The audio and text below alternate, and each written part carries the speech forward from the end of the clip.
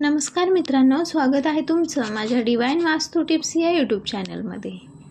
तर गेल्या आठवड्यापासून आपण मानवी शरीराच्या 7 चक्रांची माहिती घेत आहोत आणि आता आपण पोहोचलो आहोत सर्वात रहस्यमयी आणि शक्तिशाली अशा 6व्या ऊर्जा केंद्रावर, ज्याला आज्ञाचक्र म्हणजेच थर्ड आय चक्र असे म्हणतात। हे चक्र आपल्या दोन्ही भुवयांच्या मध्यभागी स्थित असते। याला तिसरा डोळा असेही म्हणतात, कारण हे चक्र आपल्याला आपल्या भावनेपलीकडचे किंवा आपल्याला कल्पना करता येत नाही याच्या पलीकडचे पाहण्याची आणि समजून घेण्याची शक्ती देत असतं। तुम्ही कधी असं अनुभवलं आहे का की एखादी घटना घडण्यापूर्वीच त्याचा तुम्हाला भास होतो, किंवा एखाद्या व्यक्तीला भेटल्यावर ती व्यक्ती खरंच चांगली आहे की वाईट आहे हे आपल्याला पटकन समजतं। असं कधी तुमच्यासोबत झालं आहे का? तर ही कोणती जादू नाही, तर ही आहे तुमच्या आज्ञाचक्राची शक्ती। यालाच आपण तिसरा डोळा असे म्हणतो। जेव्हा हा डोळा उघडतो किंवा जेव्हा ही शक्ती जागृत होते, तेव्हा माणसाला ते दिसू लागतं जे सामान्य डोळ्यांना कधीच दिसू शकत नाही। आज आपण या दिव्य शक्तीबद्दल सविस्तर माहिती जाणून घेणार आहोत। यामध्ये आज्ञाचक्राचे स्वरूप असेल, त्यानुसार ज्योतिषशास्त्र आणि दिव्य दृष्टी यांच्या संबंधाबाबतीत कोणत्या गोष्टी आहेत, त्यानंतर हे चक्र ब्लॉक झाल्यावर कोणती लक्षणे दिसतात, त्याबरोबर हे चक्र जागृत कसं करायचं, हे सर्व काही मी तुम्हाला सविस्तरपणे सांगणार आहे। तर या आज्ञाचक्राचं स्थान 2 भुवयांच्या मध्यभागी असतं। त्याचा रंग आहे गडद निळा किंवा जांभळा। तत्व आहे मनतत्व म्हणजेच माइंड इलेमेंट। हे भौतिक जगाच्या पलीकडचे केंद्र आहे। याचं प्रतीक आहे 2 पाकळ्यांचे कमळ। तर हे चक्र तुमच्या संपूर्ण शरीरावर आणि इतर खालच्या 5 चक्रांवर नियंत्रण ठेवत असतं। याचं नावच आहे आज्ञा म्हणजे आदेश। हे तुमचं बुद्धीचं, कल्पनाशक्तीचं आणि अंतर्ज्ञानाचं केंद्र आहे।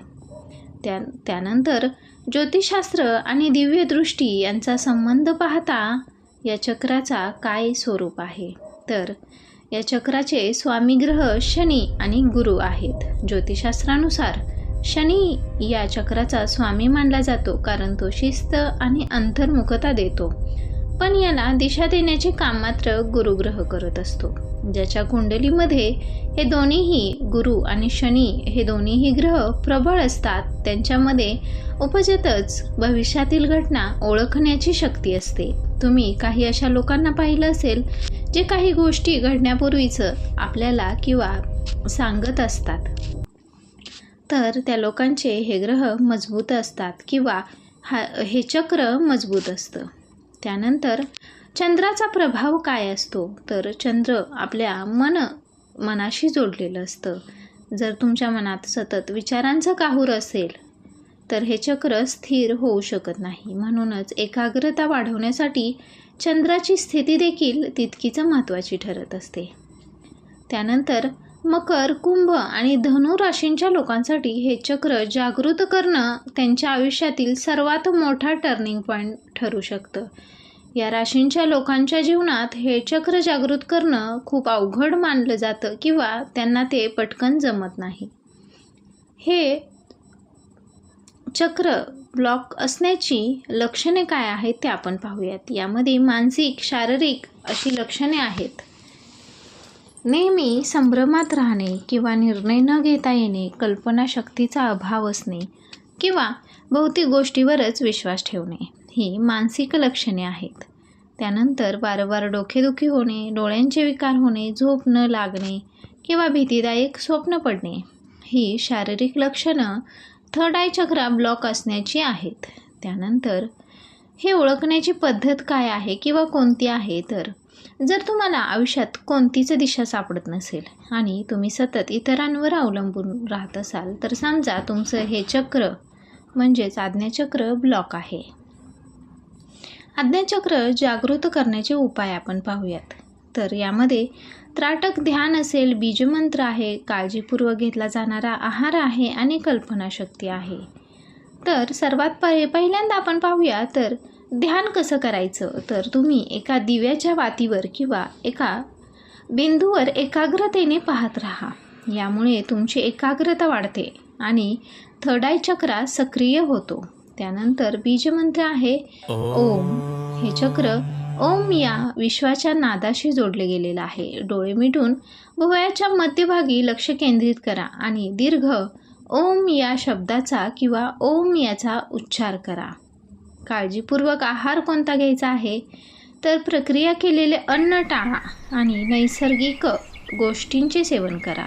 कपाळावर चंदनाचा किंवा कुंकवाचा तिलक लावल्याने हे चक्र किंवा ह्या चक्राला थंडावा आणि ऊर्जा मिळते. त्यानंतर कल्पनाशक्ती हे सर्वात प्रभावशाली उपाय आहे. यामध्येच व्हिज्युअलायझेशन आपण जे म्हणतो ते हेच आहे. रोज 10 मिनिटे शांत बसून तुमच्या ध्येयाचे कल्पना करा किंवा व्हिज्युअलायझेशन करा, जणू काही त्या गोष्टी आत्ताच घडत आहेत. जसं तुमचं एखादं स्वप्न आहे की मला गाडी घ्यायची आहे, माझं स्वतःचं घर असावं किंवा मला बिझनेसमध्ये मोठा फायदा हवा आहे किंवा इतर कोणत्याही गोष्टी ज्या तुम्हाला पाहिजे आहेत किंवा त्यासाठी तुम्ही धडपडत आहात. तर रोज शांत 10 मिनिटे बसा आणि ती गोष्ट खरंच सत्यात उतरली आहे असं कल्पना करा आणि त्या गोष्टी अनुभवा. ही सर्वात मोठी उपाय आहे किंवा सर्वात मोठा प्रभावी उपाय मानला जातो. त्यानंतर हे चक्र जागृत आज्ञाकेंद्राचे किंवा जागृत आज्ञाचक्राचे फायदे काय आहेत तर एकदा का तुमचं हे चक्र किंवा हे आज्ञाचक्र जागृत झालं की तुमची निर्णयक्षमता अफाट वाढते.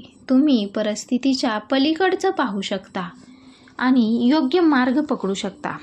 तुमच्यात एक प्रकारची शांतता आणि स्थिरता येते. तुम्हाला कोणाच्या मार्गदर्शनाची गरज उरत नाही आणि तुम्ही तुमचे स्वतःचे निर्णय स्वतः घेऊ शकता, कारण तुमचा अंतरात्मा तुम्हाला योग्य रस्ता दाखवू लागतो. तर मित्रांनो, तिसरा डोळा म्हणजेच थर्ड आय चक्र हे केवळ चमत्कार नाही, तर ती स्वतःला ओळखण्याची एक प्रक्रिया आहे, एक शक्ती आहे.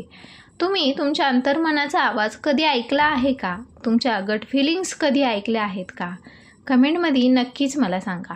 आणि पुढच्या आणि शेवटच्या भागात आपण पाहणार आहोत मोक्षाचे द्वार म्हणजेच क्राउन चक्र आहे. हा व्हिडिओ आवडला असेल तर नक्की लाईक करा, शेअर करा आणि नवीन असाल तर चॅनलला सबस्क्राईब करून घ्या. धन्यवाद.